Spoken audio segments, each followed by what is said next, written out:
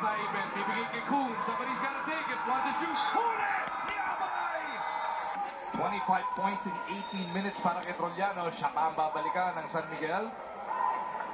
He pops out. Don, top of the key kontra Lucero. They want Wami to go one-on-one din. Dumaan sa pick ni Abay. Wami to Trollano for the 4.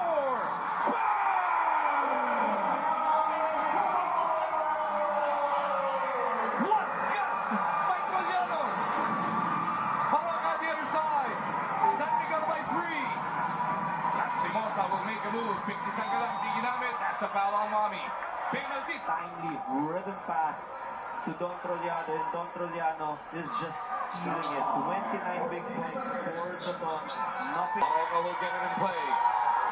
Magnolia is down by 3. Lastimosa to the corner. Baroka back to Lastimosa. They find Lucero. No! They made the right passes. They hit the open man. Lucero was actually scorching hard from Rainbow Country all throughout the ball game. Sayang lang na nagminti siya ron. But all is not done yet. Throw line. He's missed his last 3, di ba?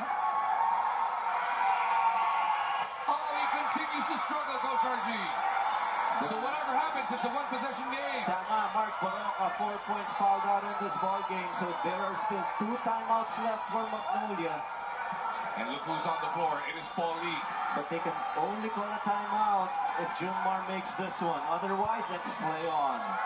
28.6 po natitira sa Montalban. Junmar takes. Convert.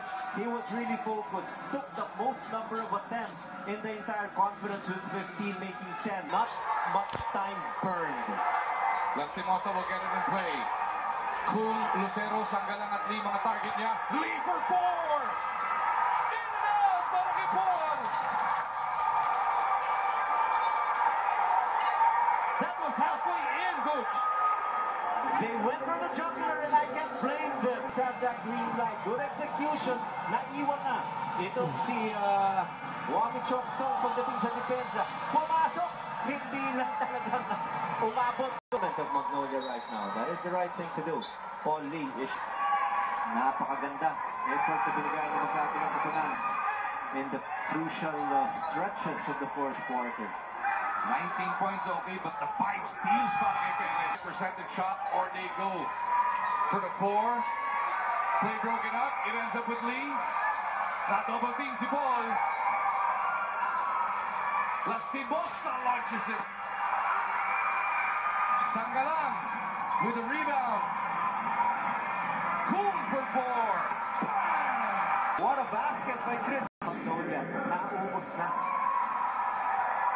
It is going to be play on regardless of what happens in the second.